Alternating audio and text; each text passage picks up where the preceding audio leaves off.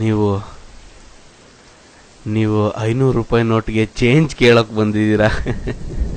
ನನ್ನ ಹತ್ರ 500 ರೂಪಾಯಿ ನೋಟ್ ಇಲ್ಲ ರೀ. ನಿಮ್ಮ ಹತ್ರ ಅಲ್ಲ ರೀ, ನನ್ನ ಹತ್ರ 500 ರೂಪಾಯಿ ಇದೆ ಅಂದಿದ್ದು.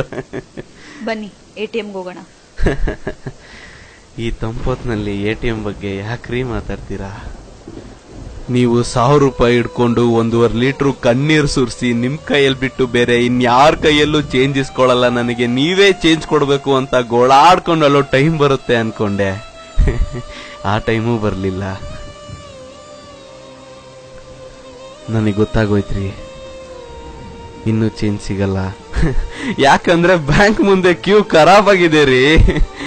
ಚೇಂಜ್ ಸಿಗದೆ ಇದ್ದಾಗ ಮನುಷ್ಯ ತಲೆ ಕೆರ್ಕೊಂಡು ತಲೆಯಲ್ಲಿ ಗಾಯ ಆಗಿ ಗಾಯಕ್ಕೆ ಸ್ವಿಚ್ ಹಾಕೋಕೆ ಡಾಕ್ಟ್ರು ಕೂಡ ಚೇಂಜ್ ಬೇಕು ಅಂತ ಕೇಳ್ತಾರ್ರಿ. ಅಂತದ್ರಲ್ಲಿ ನಮ್ ಜನ ಈ ಮನಿ ಮಷಿನ್, ಮನಿ ಪ್ಲಾಂಟ್, ATM ಅಂತಾರಲ್ಲ, ಅದರಲ್ಲಿ ಕಾರ್ಡ್ ಹಾಕಿ ಪರ ಪರ ಪರ ಅಂತ ಉಜ್ಜಾಡ್ಬಿಟ್ಟಿದ್ದಾರೆ ಕಣ್ರಿ. ನಾನ್ ಬರೋಷ್ಟೊತ್ತಿಗೆ ಮಷೀನೇ ಔಟ್ ಆಫ್ ಸರ್ವಿಸ್ ಆಗೋಯ್ತು. 100 ರೂಪಾಯಿ ಸಿಗ್ಲಿಲ್ಲ ಅಂತ ನನಗೇನು ಬೇಜಾರಿಲ್ಲ ರೀ.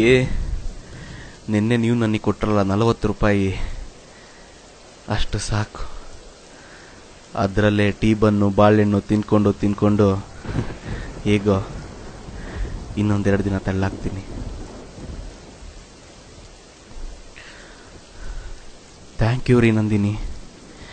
10 ರೂಪಾಯಲ್ಲೂ ಹೊಟ್ಟೆ ತುಂಬಿಸ್ಕೊಳ್ಬೋದು ಅಂತ ಹೇಳ್ಕೊಟ್ಟಿದ್ದ ದೇವತೆ ನೀವು. ಈ 500 ರೂಪಾಯಿ ಮುರಿಸಿ ಚೇಂಜ್ ಆಗೋವರೆಗೂ ನಿಮ್ಮ ಉಪಕಾರ ಮರೆಯಲ್ಲ ರೀ ನಾನು. ಮೋದಿ ಸಿಸ್ಟರ್ ರೀ ನೀವು. ತುಂಬಾ ನೋವಾಗುತ್ತ್ರಿ, ಆದ್ರೂ ಈ ನೋವು ಒಂಥರ ಸ್ವೀಟ್ ಆಗಿದೆ. No friends, no treat. ಜೊತೆಗೆ 7 ರೂಪಾಯಿ ಮಜ್ಜಿಗೆ, ಮಸಾಲೆ ಮಜ್ಜಿಗೆ ಕೈಯಲ್ಲಿದ್ರೆ ದೂಸರ ಮ್ಯಾಟ್ರೇ ಇಲ್ಲ. ಸ್ವಲ್ಪ ಇದೆ, ಶೇರ್ ಕೇಳ್ಬಿಡಿ. ಏ ಲೋಪರ್, ಬಾಯ್ ಮುಚ್ಚೋ. ದೇವದಾಸ್ 500 ರೂಪಾಯಿ ಚೇಂಜ್ ಇದೆಯಾ ಅಂತ ಕೇಳ್ತಿದ್ದೇನೆ. ಜನ್ಮ ಜನ್ಮದಲ್ಲೂ ಜೊತೆಗೆ ನಡೆವ ಕನಸ ಕಂಡು